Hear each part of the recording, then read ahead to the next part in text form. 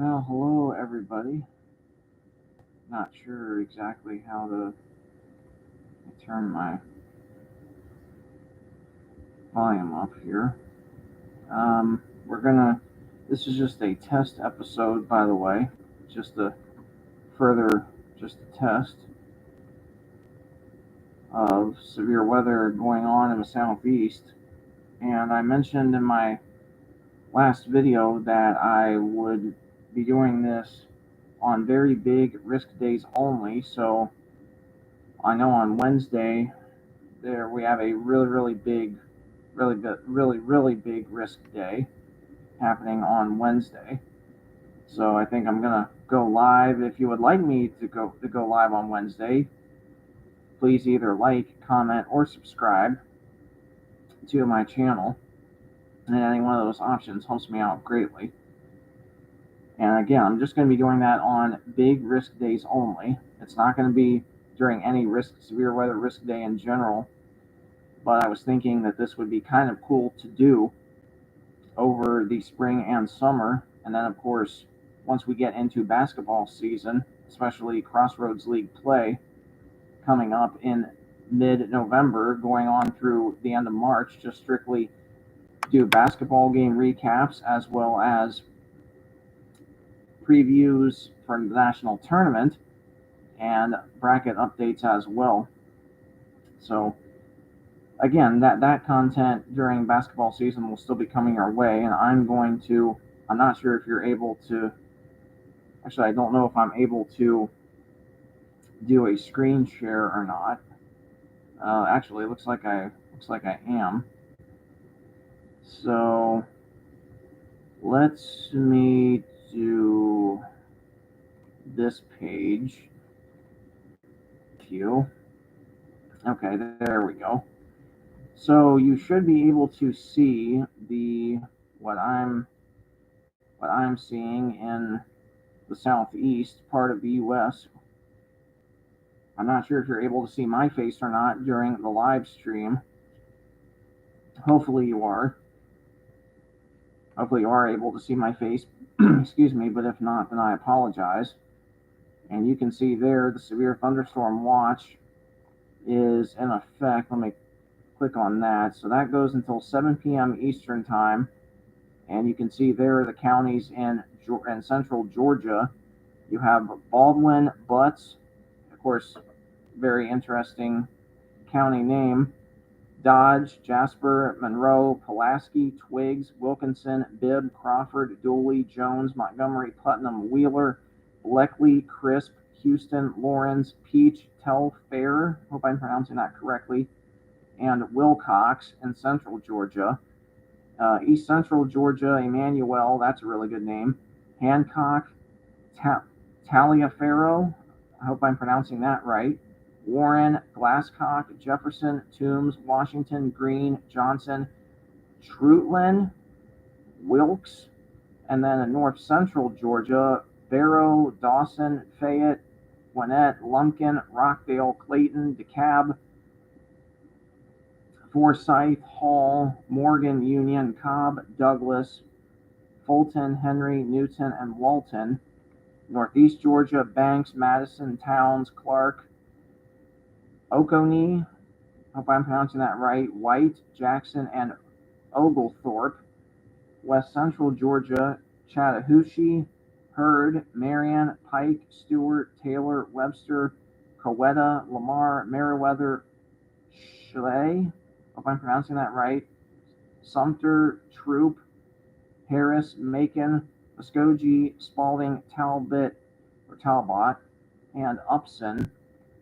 And then looking at severe thunderstorm warnings, we can see there severe thunderstorm warning remains in effect until 1:30 for southern Pike, Upson, north central Talbot, and southwestern Lamar counties, located over Atwater or near Thomaston, moving northeast at 45, 60-mile-an-hour wind gust, quarter-size hail. Thomaston, Sunset Village, Atwater, Meansville, Lipsey Springs, Redbone Crossroads, Zebulon, Spewell, don't know how to pronounce that off the top of my head, so I apologize. Bluff State Park, Crest, Pleasant Hill, Sunnyside, Lincoln Park, Hannah Mills, La Rock, Piedmont, Molina, and Woodland. And so that, I believe we had tornado warnings.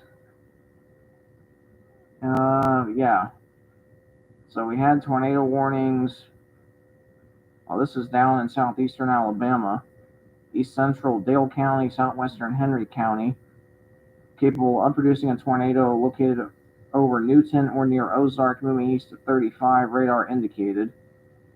So seek shelter there, lowest level, center part of the house, away from windows. If you're in a mobile home, get out of your mobile home, get to a sturdy shelter. And actually, let me go back down there, see if I can pull up the. Okay, so we just have a new tornado warning. And let me see if, okay. So this is on the southeastern side of Atlanta.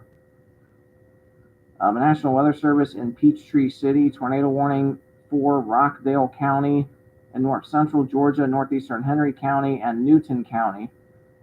And this was until 1:45 Eastern Time, since this is the Eastern Time Zone here in Georgia. And at 1:14, severe thunderstorm capable of producing a tornado located near Flippin or near McDonough, moving northeast at 60. Locations in the path: Porterdale, Magnet, Almond, Milstead, Richardson Park, Starsville, Brick Store, Covington, Gum Creek, Flippin, Georgia International Horse Park. Ooh, interesting. Some interesting town names there. Kellytown, Conyers, Oak Hill, Oxford, McDonough, Social Circle, and Stockbridge. So if you're in any of these areas, you need to be going to shelter. And this storm moving northeast at 60. So if there is a tornado that's dropping out of this, it is going to be really, really difficult to see. Let me see if I can click on the radar here. Yeah, so there you go. This is the radar loop. And yeah, you can see kind of right on the bottom, maybe a little bit of a hook echo. I'm going to see if I can pull up Atlanta. Okay, let me get detailed info here. See if I can get detailed radar. So, okay, that was the same. I was trying to see if I could see velocity. Okay, here we go. Okay. I don't think I can zoom in any more than that, so I apologize. But you should still be seeing what I'm seeing on my screen. And if you are not, I sincerely apologize. But this storm is on the southeastern side of Atlanta, right where this red box is. And on the velocity, it's kind of tough to tell because we're so close to the radar site. But if anything, you can see that we have a big line of damaging winds right here. That you can see right where my cursor is. Right where the cursor is. That's more than likely winds at least of 60, maybe 70. Actually, maybe more than that. Might have winds in excess maybe of 80. At least 60 to 70. Moving through the southeastern side of Atlanta. Actually, yeah, southeastern. So on its present course, might hit Athens, Georgia. It's going to stay north of Macon. And for those of you that maybe are new to my channel that are watching this for the first time, I do have an interest in weather, and severe weather at that. I became interested in that back when I was 9 years old, which was back in 2001. So you can do the math, and yeah. So in fact, when I was 9 years old, a former TV meteorologist out of Cleveland, Ohio, since I'm located in Mount Vernon, Ohio, I actually saw a local TV meteorologist at the time, 9 years old, and boy, he was a great guy. And he worked in Cleveland. Obviously, I cannot name the name of the station that he worked at since this is a public stream, but he was a great guy. And so I remember seeing him. I don't remember exactly what month, or I don't remember what month it was in 2001, but I did meet him, and I remember I asked him about hail, and I asked him. I don't remember exactly what the question was though, but asking him, I remember asking him. I think I asked him how hail forms, and that was actually a really interesting conversation. And really, it was from that point on that I had an interest in severe weather. Now, obviously, that's not what I went to college for, since I went to college for a different degree, graduated in 2021, and am preparing, hopefully, if everything works out okay, preparing for my master's degree. Let me go back to normal radar here. So, preparing for my master's degree. Now, that won't be until at least May of 2027, but it's not going to be in meteorology. It's going to be in another field. But in terms of severe weather, like I've really had an interest in that since, again, like I mentioned a few minutes ago, since I was 9, and that was back in 2001. And I've actually seen some crazy severe weather over the years. In fact, I remember, I think it was in 2000, might have been 2004. It was either 2000, I'm pretty sure it was either 2003 or 2004, either 2003 or 2004, that I took horseback therapeutic riding lessons at the time. And I remember we were waiting on our ride home, and we had severe weather by the equestrian center. And we were driving actually, it took us longer to get home that day than I had thought. But I remember looking out the windows of the bus, and well, not just that, but people were actually out filming on well, back then, you had, actually back then, people were taking pictures with disposable cameras, and that just goes to show you how far we've come in technology in the span of about 22 years. Like, it was crazy. And I mean, and people were taking pictures of the storm, like, out in their front yard. Of course, these days you just stand out in your front yard, and you take pictures with your iPhone, your iPad, or whatever device you have on you. We didn't know what that was in those days. But like, I remember like being directly outside on the front porch of the equestrian center, and just literally, in fact, to this day, I'm pretty sure I saw a tornado touch down. I mean, it was probably about a half mile away. Like, I'm pretty sure it touched down right on the intersection that the equestrian center was on. It was actually, it was up in Hartville, Ohio, at the intersection of Route 619 and Route 44, which well, maybe more like a quarter mile away.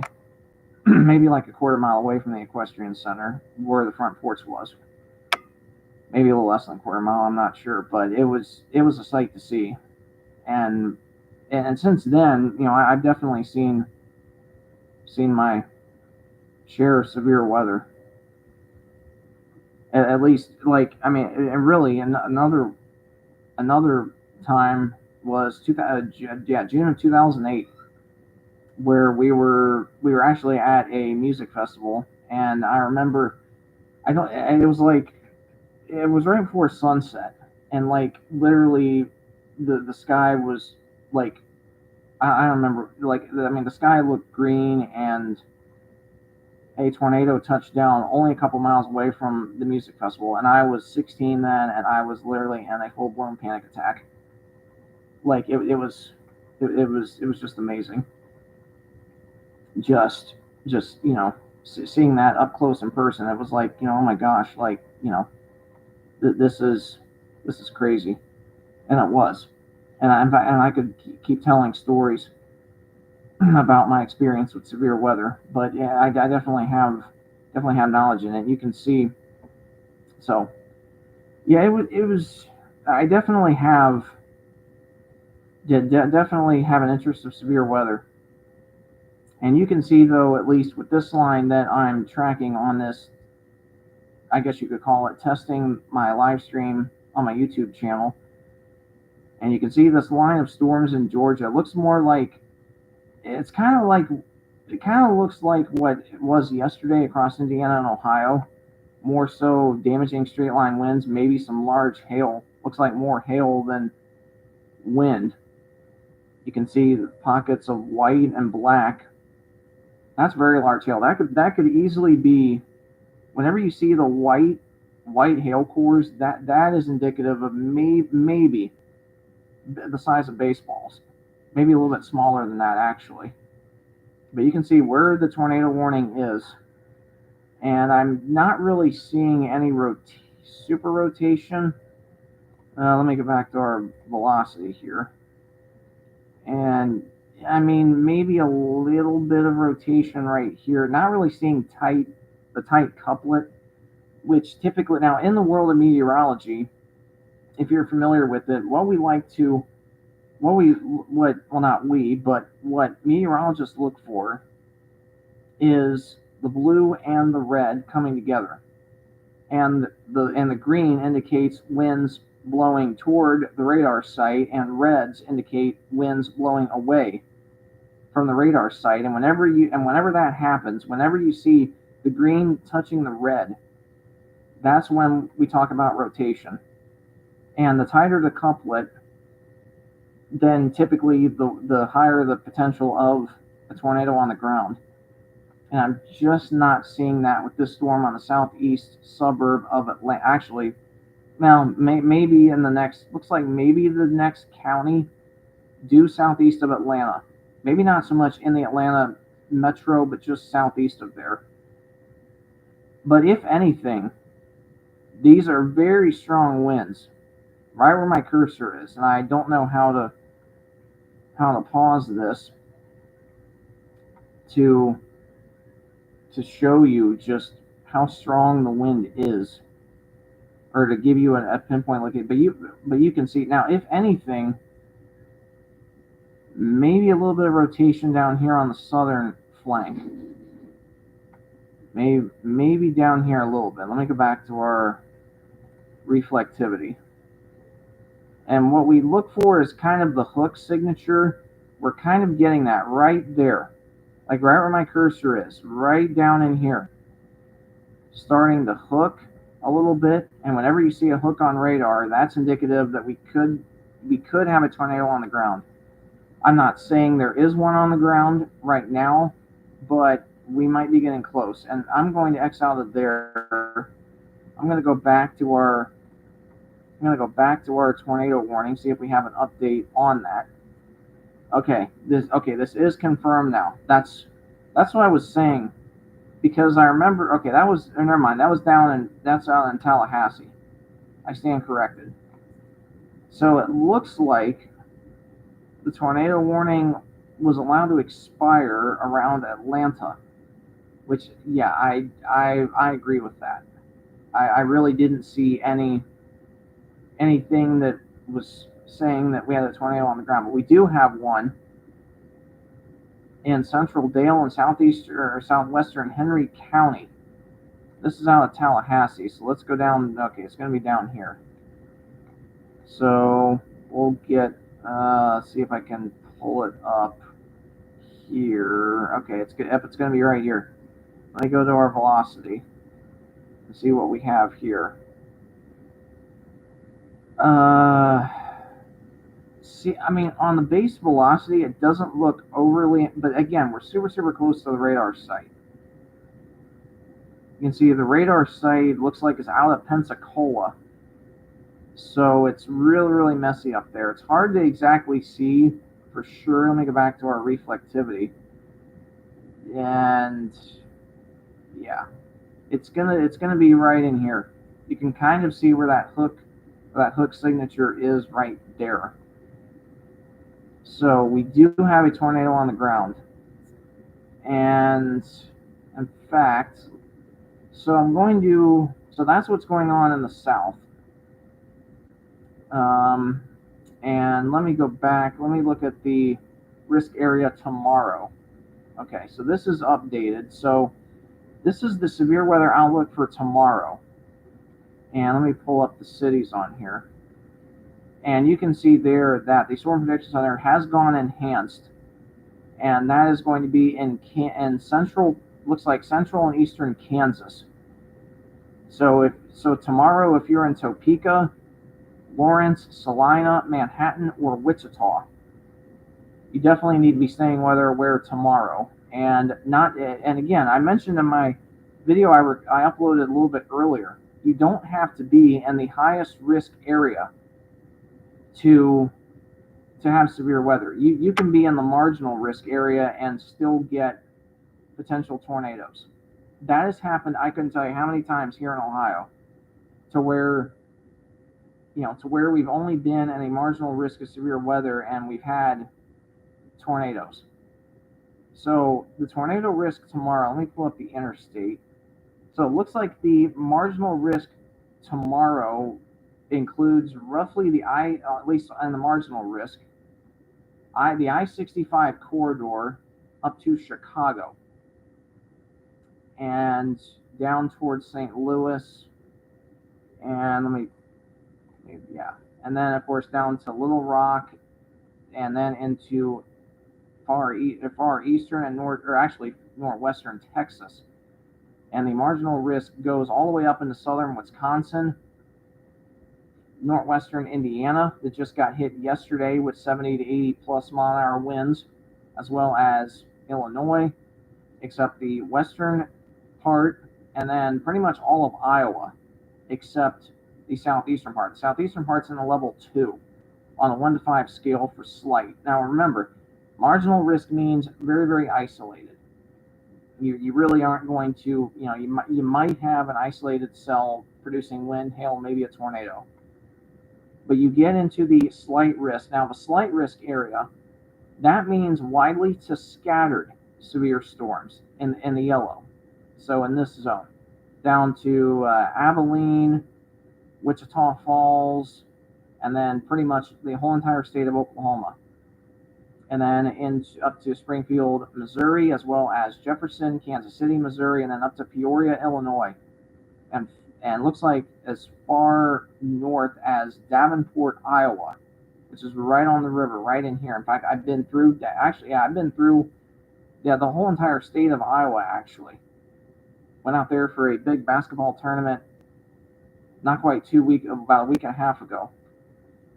And we literally traveled I-74 west of Indianapolis through Peoria, and then got on 280, I believe, 380, up to Cedar Rapids, Waterloo, Iowa, and then west on Highway 20 to Sioux City, which is literally way up here, like pretty much in South Dakota. Anyway, it was a lot of fun. But let me go down. You can see here, let's scroll down and see what happens.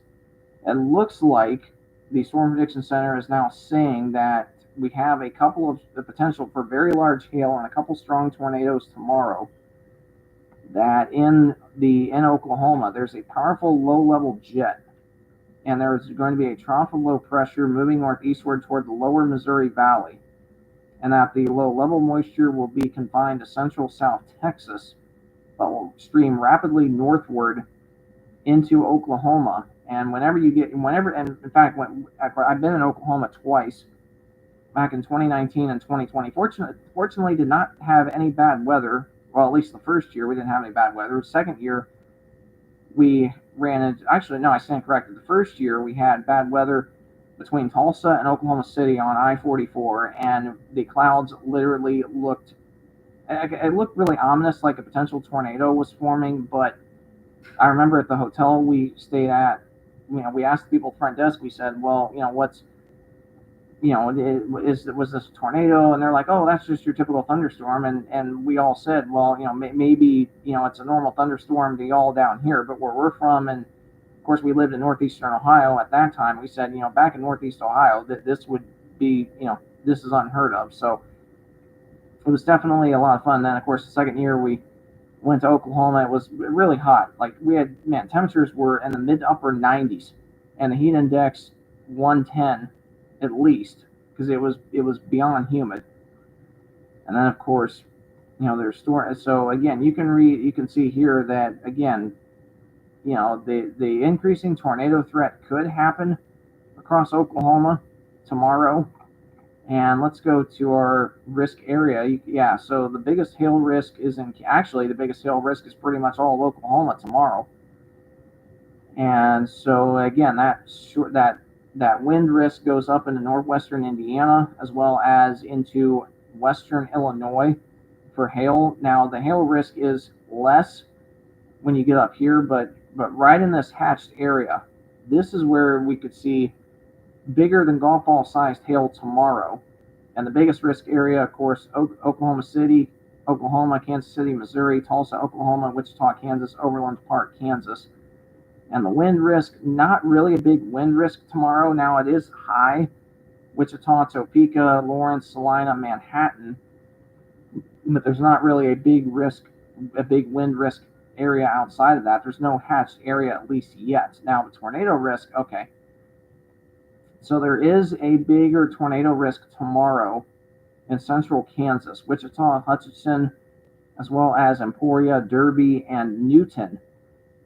So, this, if you're in this area tomorrow or you know people, particularly in the 10% risk area, you need to tell them, or not tell them, but you need to let them know ahead of time that there is a chance for a couple of strong tornadoes tomorrow in central Kansas. And not just that, but there is a more elevated tornado risk, not quite as high to the south, but still, we could be dealing with severe weather in Oklahoma tomorrow and pretty much everywhere. So obviously, that is a big concern tomorrow. And again, that tornado risk does go as far northeast as almost Peoria, nearly into Peoria, Illinois. It looks like Davenport, Galesburg, Illinois, Davenport, Iowa, in that small risk, Lincoln, Nebraska, up to Omaha, and as far south as nearly Midland, Texas, in that short risk tomorrow. So I'm going to record a video tomorrow just giving you a brief update on the risk here. So if you know anybody that lives in that area of the country, make sure that they are prepared and ready to go for tomorrow. And then, of course, I'll record a video not just talking about that, but tomorrow I'll record a video talking about that and then talking about the risk area when you get it over into Indiana, Ohio, even into Kentucky as we head into Wednesday. I'll be recording a video talking about all that as well tomorrow, and then Wednesday morning talking about the risk area here in Ohio as well as Indiana, because I know an awful lot of people across Indiana and Kentucky. I don't know a lot of people in Kentucky. I know a few that live near Kentucky, or at least a couple. But I know a slew of people that live across Indiana and Ohio. So obviously that's going to be a concern tomorrow. And then, of course, this is what I wanted to share with you before ending this test live stream. This is for Wednesday, and this is what I wanted to hone in on. And let me just do this first. Now, I'm not going to scroll down. And I mentioned in my last video, I talked about what the Storm Prediction Center has said right at the moment. Now, I'm not going to go in depth talking about that since I did it on my earlier video, but you can see that if you are, let me pull up the interstate, because the interstate might be better. So it looks like, at least around here in Mount Vernon, it looks like the cutoff is the I-71 corridor, as I mentioned in my earlier video, and points west in that big threat for severe weather on Wednesday. We're talking about large hail, damaging winds, and a high tornado threat, at least if the current trends continue. I saw something on X earlier this morning that talked about the highest tornado risk values. Actually, at least some of them were pretty much up here, central northern Indiana, as well as western and northwestern Ohio, and then into southwestern Michigan, and even into parts of Illinois, especially over towards Chicago and the Chicago suburbs, could be in that big tornado risk tomorrow. Now, or not tomorrow, but on Wednesday. You can see now, yeah, this is what I want to end with. So you can see that whenever you get this hatched area, that is a 10% or higher greater probability of significant severe weather within 25 miles of any radius. And you can see that is the third highest the third highest category that you can go. Now, is this going to be upgraded to a 45% probability? Maybe for some areas, but if anything, I would suspect that, or not suspect, but I would think that if they do go with a 45% probability, it probably would be down in here. We'd be talking about southern and southeastern Missouri, as well as Arkansas, down into northern Louisiana and the northern Mississippi, west central and western Tennessee, and into western Kentucky. So roughly this area here: Louisville, Evansville, Paducah, down to Bowling Green, Nashville, Jackson, Tennessee, Memphis, and then Little Rock, potentially Greenville, Mississippi, Springfield, Missouri, as well as Effingham, Illinois, Peoria, Springfield. Although I think more, at least this zone down here, this is where I think your biggest tornado risk is going to be on Wednesday. It's going to be roughly from St. Louis back down here to Texarkana, and then up towards Little Rock, Memphis, Jackson, Bowling Green, Evansville, Paducah, and then Effingham, Illinois. So roughly that corridor right here. Now, I think once you get north of there into these areas, I think this is going to be more so a damaging wind risk as we get up towards central Illinois, up towards Peoria, Springfield, Champaign, then up towards Chicago, as well as all of Indiana, especially roughly the I-70 corridor, Indianapolis, and points north.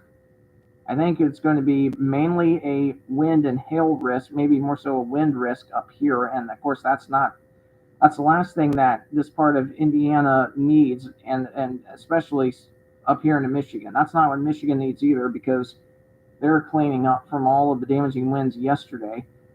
So I think more of a damaging wind risk is going to be in this corridor. Now, in terms of a tornado risk, the highest tornado risk really north of the Mississippi River Valley, I think is going to be more so up in here. Probably, if I had to draw a line, probably from like Sandusky, Toledo, back towards Angola, Indiana, down maybe as far south as Winchester, Indiana, back over towards Dayton, Lima, Findlay, Toledo. So probably these areas right in here, I think, have the highest tornado risk on Wednesday. And then I think once you get east of there, roughly I-71, I think you're going to be looking more of a damaging wind risk. But the tornado risk is definitely not zero. If you're east of I-71, Columbus, Mansfield, Cleveland, Akron, Canton, down towards Zanesville, and then down towards Marietta and Athens. So I think that's where your biggest risk is going to be. And so with that said, that is going to be the end of this test stream episode. So if you did enjoy this video, please either hit the like button, comment down below, or subscribe to my channel. Any one of those options helps me out greatly. And of course, I'll be again updating you on the severe risk. And again, I'm just going to be doing this on the biggest severe risk days. So I'm not going to be doing this all the time, just on super big days like what we have on Wednesday. So any super big risk day throughout the rest of the spring and summer, I will be doing these videos here on YouTube. Well, not just doing videos in the morning giving you updates, but on super big days, I'll do my best to go live here on YouTube and try to help you and your family be better prepared. So again, thanks so much for watching this video, and have a great rest of your day, and God bless.